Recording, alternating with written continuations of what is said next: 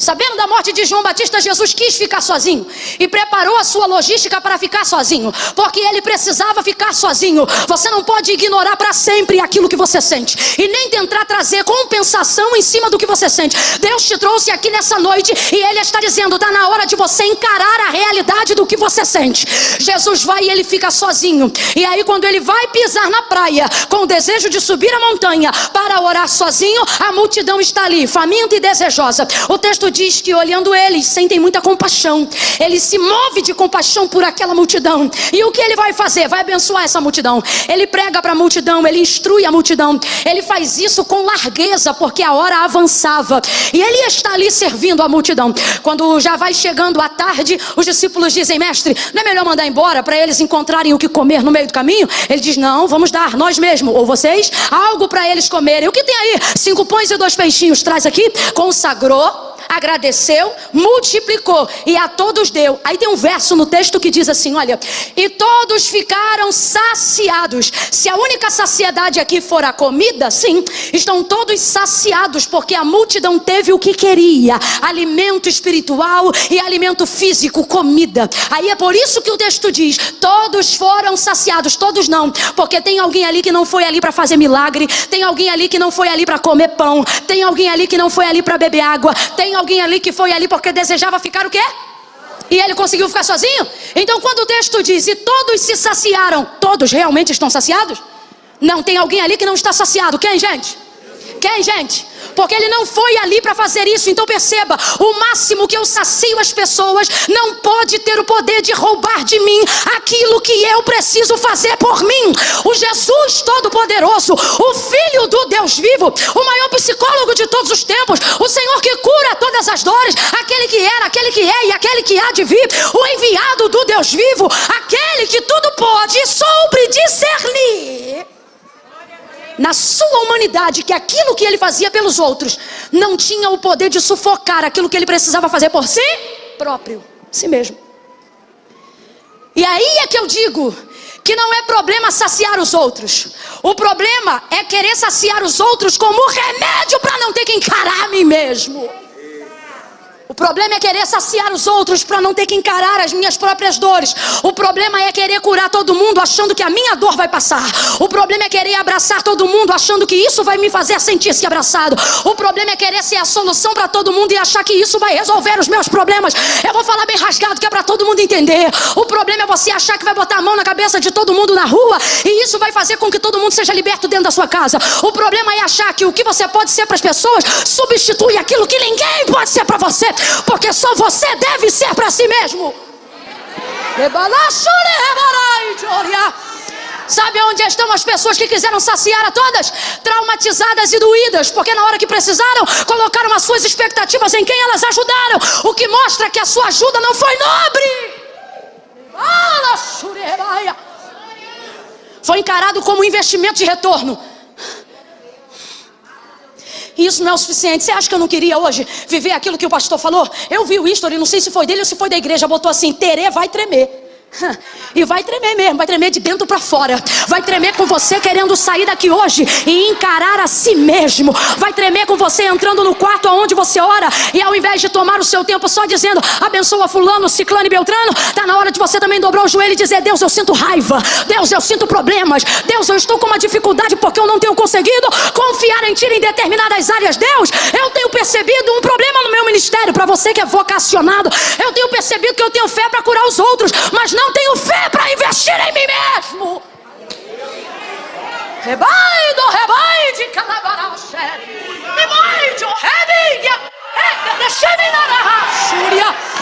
O rapaz da mídia disse assim para mim, pastora, qual é o versículo? Eu falei, o versículo eu não sei, meu filho, você vê na hora. Porque eu tenho nessa mensagem, do versículo 8 até o versículo de número 28, pelo menos 5 mensagens. E eu sabia que Deus queria alguma ali. Agora a última que eu imaginava é que Deus hoje ministrasse a sua alma.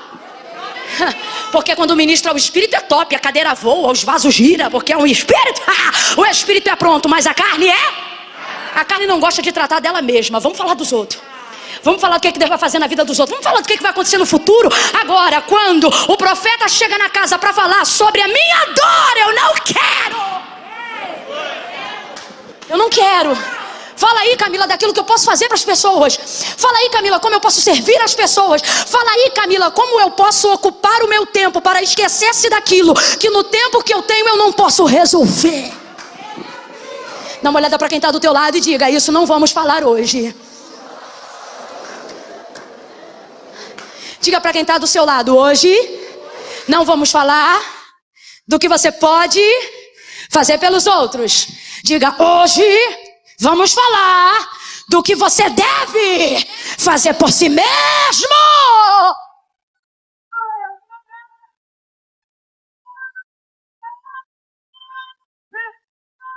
Jesus chega, gente, alimenta todo mundo e o texto diz: todos foram saciados, mas alguém não foi.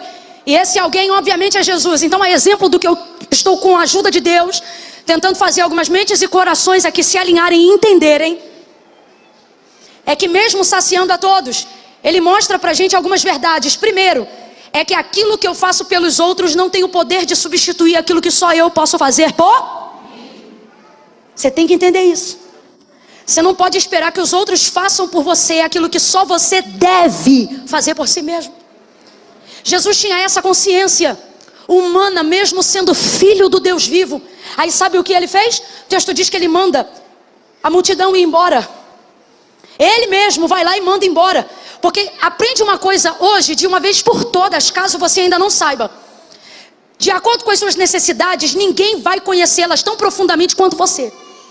Então você não pode esperar que os outros tomem simancol por você. Tipo assim, eu vou falar bem rasgadão, que é para todo mundo entender, até aqueles que têm 12 anos. Quando você é uma bênção igual Jesus, se você não mandar embora, as pessoas não vão. Você não é fofoqueiro, você não é caluniador. Você não perturba ninguém. Quando vai na tua casa, você recebe todo mundo. Se precisar de uma oração, você faz na hora. Se precisar de dar dinheiro emprestado, você primeiro consulta para saber se pode dizer sim ou não. Você é amável, você é gentil, você é exemplo de serviço, de ajuda. Quem não quer ficar perto de você? Gente, para pensar. Quem não quer ficar perto de Jesus? Jesus foi ali para ficar sozinho, mas não podia ficar sozinho. Então ele teve que, depois do alimento, mandar as pessoas embora. Se teve que mandar as pessoas embora, mesmo depois do alimento, que era a última coisa que ele fazia, abre aspas, depois do culto, para a gente entender. Mesmo assim elas não foram, é porque se não mandar embora, não vai. E é complicado, e agora eu vou lhe dizer por quê. Porque mandar embora quem te faz mal é mole. Difícil é mandar embora quem te aplaude, quem te ovaciona, quem está o tempo todo te estimulando. O problema é que quem te estimula também deseja algumas coisas de você. E você precisa entender que você não pode manter ao seu lado gente que está mantendo em você uma expectativa que agora não pode ser deles. Está na hora de você entender isso. Não é que você não quer, não é que você não pode, é que você não deve.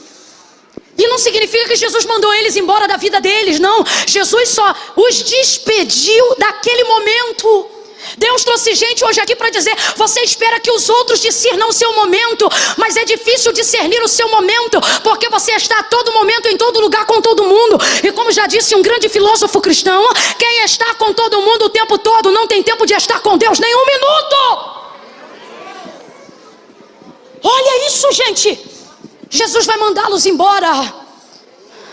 Jesus vai despedi-los. Jesus vai lá e despede a multidão. Enquanto eu estou pregando aqui, entenda, nessa noite a instrução é didática. Deus está dizendo: avalie quais são as pessoas na sua vida que você precisa mandar embora. Da minha vida não, do seu momento.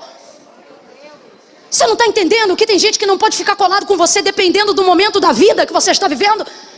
Estamos vivendo um momento, gente, onde isso é mais claro do que nunca. Às vezes você vai ter que mandar embora. Tem alguém aqui que está doido para fingir que não entende, mas o Espírito já acessou você. E está dizendo, tem gente aqui que não estava nem pensando em ninguém, mas o nome pulou igual pipoca na panela. Tem patrão aqui que espera o funcionário pedir demissão. Ai, porque eu não quero tratar disso, não quer tratar disso, então fica tranquilo. Daqui a pouquinho ele monta uma rebelião lá. Daqui aí você vai, ai, não é que não era bênção, não. Ele até era bênção, é que você não discerniu o momento. Pode ser melhor amigo do mundo. Olha o que a Bíblia diz: não fique com o teu pé fincado na casa do teu irmão. Para quê? Para que ele não se enfade de ti. Tem coisas que são boas, só ficam ruins, não porque são, mas porque nós não sabemos discernir o tempo que elas devem estar ao nosso lado. Eu tenho amigos que eu ainda carrego desde o ensino médio. Agora, Camila, eles caminham com você do ensino médio até hoje? Não, porque os caminhos foram diferentes, cada um escolheu uma coisa. Mas quando a gente se encontra, a amizade está lá viva, guardada e protegida. Por quê? Porque não é apenas estar com quem eu conheço, mas discernir que nem todos podem desfrutar do mesmo tempo daquilo que eu estou vivendo. Jesus despede primeiro a multidão, e despedir a multidão não é fácil, mas é necessário. Tem coisas que você vai fazer não porque gosta, vai fazer porque é necessário. E quem não conseguir compreender a sua necessidade nem deveria estar do seu lado. Se você só é legal enquanto dá carona, se você só é legal enquanto abre o closet para essa pessoa, se você só é legal enquanto você pode ser produtiva, está na hora de você entender que existem algumas necessidades que só você pode atender em si mesmo. Jesus manda a multidão embora, e agora é a parte mais difícil. Qual é a parte difícil? Mandar os discípulos. Porque a multidão quem manda embora é Jesus, e os discípulos também. Jesus chega para os discípulos, e quando eles começam a caminhar com ele em direção à montanha da oração, Jesus diz para ele: entrem no barco, vão vocês também, e eu encontro vocês depois. Esse nível de maturidade me chama muita atenção em Jesus. Eu sei que ele é Deus, mas como a gente vê ele vestido de humanidade, faz isso chamar a atenção da gente. O que é, Camila? Ele percebeu que o momento era dele. Sabe o que é isso? É a hora que eu preciso discernir que eu não posso travar a vida de pessoas que me amam e que se travariam por amor a mim. Só porque eu estou vivendo esse meu momento. Não, olha isso aqui, para entender. Se Jesus dobrar o joelho ali e não falar nada, eles vão dobrar o joelho com Jesus e também não vão dizer nada.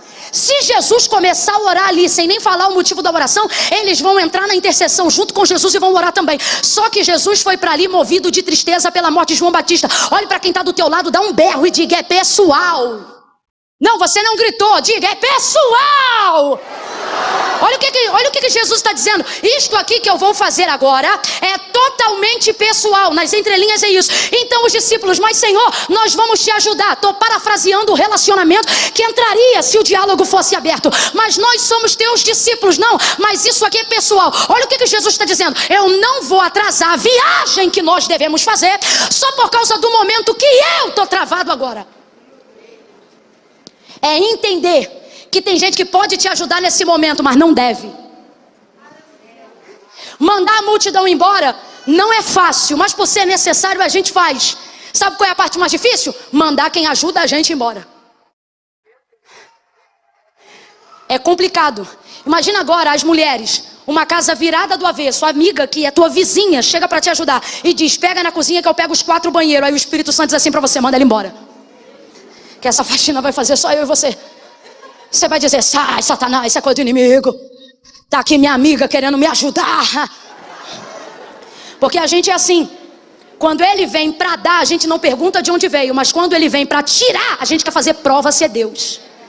João 4, a samaritana, a sunamita, perdão. Jesus chega pedindo a água, e porque pede, ela questiona. Mas se chegasse dando, ela não perguntava por quê. A gente é assim. Se eu bato na porta da tua casa agora e digo: irmã, eu senti de Deus, você vai dizer: tô toda arrepiada. Senti de Deus de você me dar teu carro. Ela diz: é demônio.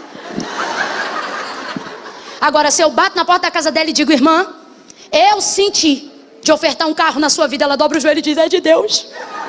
É de Deus. Já percebeu que a gente não faz prova com Deus para receber a bênção, só faz prova quando é Deus que pede?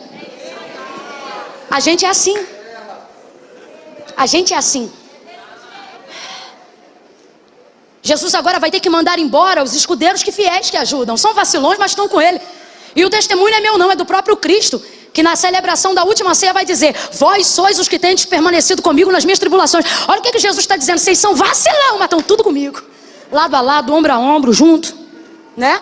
É difícil mandar embora quem Deus colocou do teu lado para andar junto. Só que Deus está dizendo pela terceira vez nesta noite: não é para tirar da tua vida, é só para você discernir o seu momento. Seu momento. Jesus manda eles embora, e agora sim vai orar, vai chorar, vai falar com Deus, e agora vai voltar andando sobre as águas. Por quê? Porque respeitou o seu momento. Por que vai voltar andando sobre as águas? Porque resolveu e diluiu o sentimento em oração.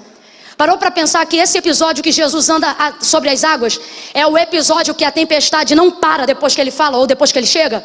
Porque depois que você resolve aquilo que te atormenta, você não precisa mais que o que esteja à sua volta melhore.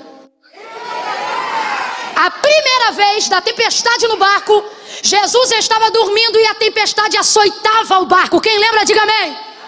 Nessa ocasião os discípulos acordam Jesus: mestre, tu não te incomoda que nós pereçamos? Levanta, a tempestade está grande. Jesus precisou colocar-se próximo à proa do barco e liberou uma palavra: mar, aquieta-te, vento, acalma-te, e tudo cessou. Agora nessa ocasião agora de Mateus 14, ele vem andando sobre as águas e o texto diz que o vento é forte.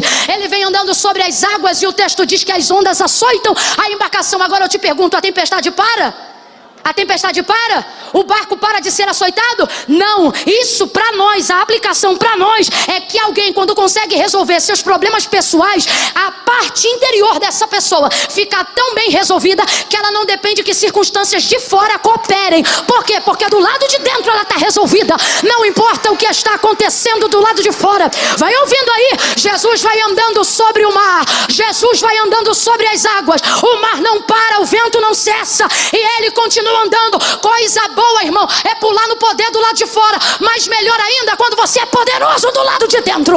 Vai ele andando sobre as águas, vai ele caminhando sobre as águas. Pedro olha, os discípulos olham e eles pensam: é um fantasma. Jesus diz: calma, sou eu, não temam, porque quem tem paz dá paz, quem tem calma dá calma. Calma, sou eu, não tema. Aí Pedro diz assim: se és tu mesmo, manda-me ter contigo sobre as águas. Aí ele diz: então vem. Pedro agora vai andando e o mar também não para. Pedro vai andando e o vento também não se aquieta. Ele continua andando, continua andando. Quando ele olha, o vento começa a afundar. Aí Jesus chega, pega na mão dele, tira ele das águas e começa a caminhar com ele por cima das águas. Vou perguntar de novo: o mar parou de agitar? A água parou de sacudir?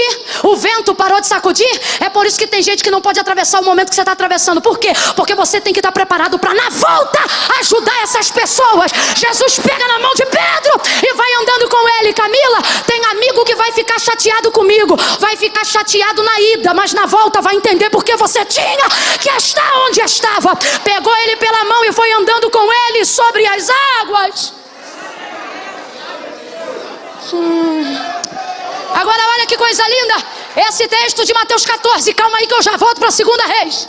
É o texto onde Jesus não precisou dizer: mar, aquieta-te, nem vento, acalma-te. É o texto em que ele vai andando com Pedro sobre as águas. E quando chega na embarcação, aonde estão os demais discípulos, o texto diz: e colocando ele o pé dentro do barco, o mar aquietou. Falou alguma coisa? Ele falou alguma coisa? Deu alguma ordem? Quando você aprender a respeitar o teu momento.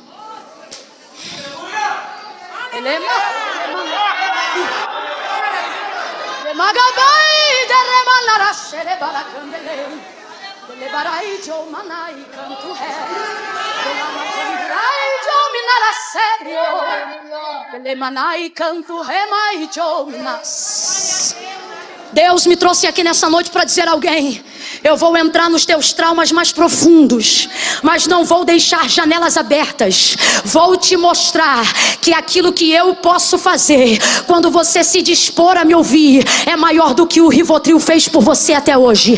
É maior do que o Voltaren fez por você até agora. A terapia é uma bênção, siga ela até o fim. Mas tem coisas que você não vai encontrar no divã do teu psicanalista. Tem coisas que você só vai entrar quando entrar no teu quarto, fechar tua porta e dobrar os teus joelhos. Tem coisas que a gente só consegue falar na sala de um psicanalista depois que a gente consegue verbalizar em oração dentro de um quarto sozinho.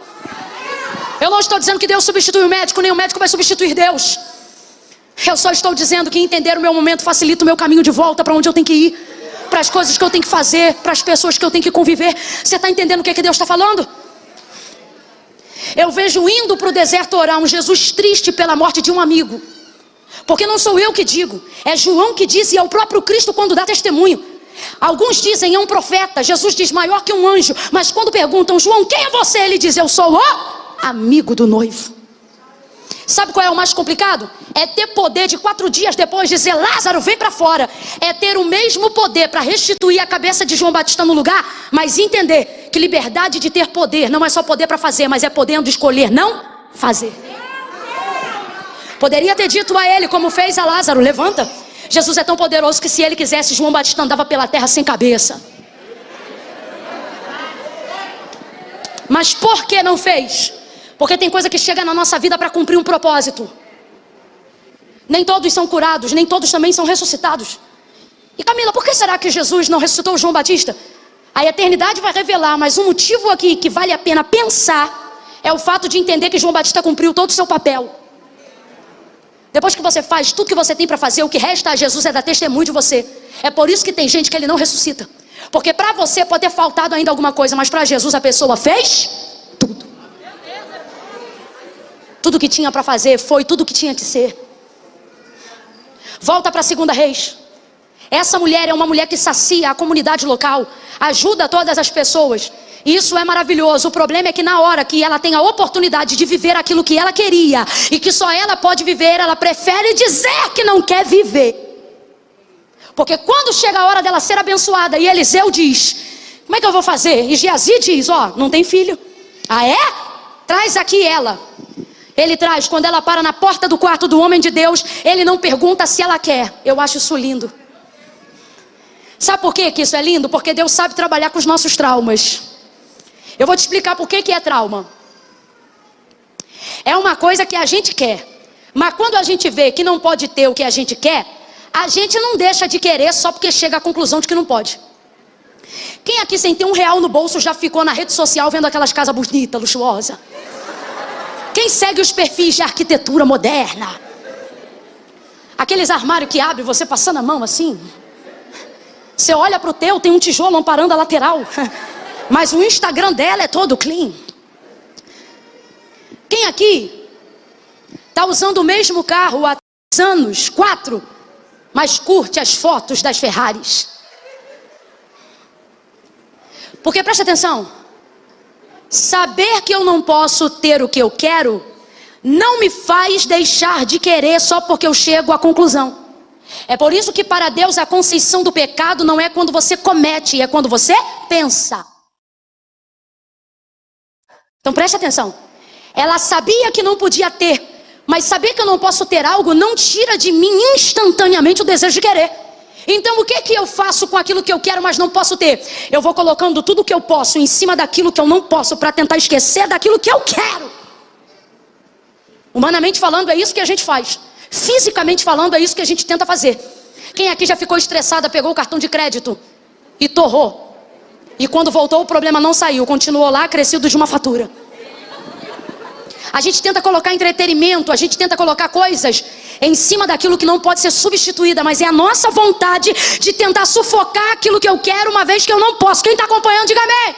Claro que tá, Deus está rasgando a tua vida. Com força. Vai botando aqui, ó, uma em cima da outra, e no final a gente percebe que aquele querer continua lá. Isso é muito ruim. Então, ao invés de dizer para as pessoas que eu não quero mais aquilo, ou melhor, para não expor para as pessoas que eu ainda quero aquilo, se eu for perguntada se eu ainda quero aquilo, mesmo querendo, eu digo que eu não quero, porque eu não quero conversar sobre isso. Porque eu não quero ter que expor isso, porque eu não quero ter que lembrar das coisas que eu já tentei fazer e não deram certo para eu ter isso. Então deixa isso quieto. O problema é que fica lá, sufocado, mas fica lá, esmagado, mas fica lá, pressionado, mas fica lá. E é complicado quando você para diante de alguém que não pergunta sobre o que você quer, porque já sabe o que você vai dizer. E ao invés de tratar do que você sente, cura o que você sente. Vou falar desse jeito. Ele não perguntou o que era para tratar, ele deu a cura antes dela apresentar o sintoma. Por quê? Porque essa é a colheita da vida de alguém que, como ela, serve às pessoas sem esperar necessariamente delas algo em troca. Olha isso, eu era criança na época do cruzeiro, a vida era muito apertada, faz as contas não. A vida era muito apertada, então quando você chegava na casa de alguém, a boa educação te dizia assim: se alguém por educação te oferecer, por educação você não aceita. E a gente ia para casa dos outros e tudo que a gente queria quando era criança era comer. o biscoito recheado que não tinha em casa, o requeijão que não podia passar no nosso pão. E eu tô falando de uma época onde tem gente aqui que não sabe, mas a galera da década de 80 para trás sabe do que eu tô falando. Não tinha a facilidade de coisas que é hoje, não. As coisas eram muito difíceis. Armário em casa era coisa séria. Filho não abria armário e pegava, mãe, posso? Porque às vezes era um pacote de biscoito pro mês inteiro. Geladeira era coisa séria. Se meu pai me visse abrindo a geladeira, olhando o que eu ia pegar, e não decidisse pegar, ele considerava aquilo falta de energia. Ele dizia, quem é que tá fazendo com a geladeira aberta? Pai, tô vendo o que eu quero. Ele pensa no que quer primeiro, abre e pega. Porque eu não podia ficar a porta da geladeira aberta. Tem gente que não tá entendendo nada, mas tem gente que tá entendendo. Tá com a máscara fingindo, não sei dessa época, mas sabe. Aí nessa época minha avó, quando recebia alguém em casa, ela não perguntava se as pessoas queriam, porque ela sabia que por educação as pessoas diriam não. Então ela criou um jargão que eu levo pra minha vida até hoje. Ela dizia assim, quem quer dar não oferece, entrega. E eu cresci ouvindo isso. Quem quer dar não oferece, entrega. Quem quer dar não oferece, entrega. Então eu aprendi assim, que quando uma pessoa está muito disposta a te dar, isso não tem a ver com o quanto você quer receber, tem a ver com o quanto ela deseja entregar. Essa sunamita serve as pessoas assim. Ela não serve Eliseu por aquilo que ele faz, ela serve Eliseu por aquilo que ele é. Tanto que ela não diz, marido, vamos fazer um quarto porque ele é poderoso. Marido, vamos fazer um quarto porque ele é profeta. Não, marido, vamos fazer um quarto porque eu tenho visto que este homem é santo. Ela não serve a ele por aquilo que ele pode fazer, ela serve a ele por aquilo que ele... Até porque ela não quer se relacionar com o ministério profético. Vou revelar o trauma já, tá chegando. Então ele vai dar a ela o resultado da sua colheita. Gente que faz o que precisa fazer sem esperar receber do outro, também receberá de Deus a bênção, mesmo que não esteja pedindo para ela. Por quê? Porque Deus é assim. Quando Ele quer te entregar, Ele não pergunta se você quer, Ele dá. Meu Deus, gente! Ele cria o mundo, cria todas as coisas. Depois que Adão, criatura feita por Deus também, é nascido e criado, Deus diz para ele, todos os animais do campo e toda a terra está debaixo dos teus pés, governa e sujeita a terra sobre ti. Agora veja, Deus é dono de tudo, mas Ele pega tudo e dá ao homem. Perguntou se ele queria? Perguntou se ele estava pronto? Não, Deus pegou e... Porque o homem cobra, mas Deus... Agora ouça. Existem áreas da nossa vida e Deus começa a visitar agora. Guarde, porque não falo mais como pregadora, porque como pregadora eu não ia pregar nada do que preguei do verso 8 ao 16. Eu ia pregar do 23 ao 28. Mas o Senhor me trouxe hoje aqui e Ele está dizendo, diga agora para ele e para ela, diga ao meu povo que neste ano eu vou tocar em áreas que você dava por esquecida. E quando você disser, meu Deus, mas eu nem me lembro de ter feito o suficiente para receber isso, e Ele está dizendo, é por isso que chegou a hora da minha graça se manifestar. Porque se você faz com as tuas mãos, você acha que é a tua capacidade. Mas se eu te dou quando você menos merece, você se lembra da minha misericórdia. Deus vai dar, Deus vai dar. Ou eu acho que você não me ouviu, Deus vai dar. Deus vai dar, Deus vai dar. Deus vai entregar coisas que você parou de pedir. Mas Ele me trouxe hoje aqui para te dizer, no céu não tem lixão de oração. Eu me lembro das tuas orações, me lembro das tuas lágrimas. Eu estou visitando os teus traumas. Eu sei as coisas que você ainda deseja, mas não tem mais coragem de pedir.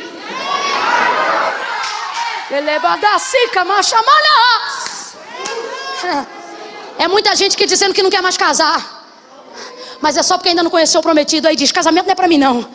Mas depois que o cheiroso chegar em 3 meses, tu vai ficar noivo e vai casar. Aí quem não entende nada vai dizer, foi rápido demais. Rápido demais não. Você não sabe a quantidade de tempo que isso já fica na minha mente, no meu coração. A gente prefere dizer que não quer coisas que a gente ainda quer, mas é mais fácil dizer que não quer, só pra gente não ter que falar sobre aquilo que a gente ainda deseja.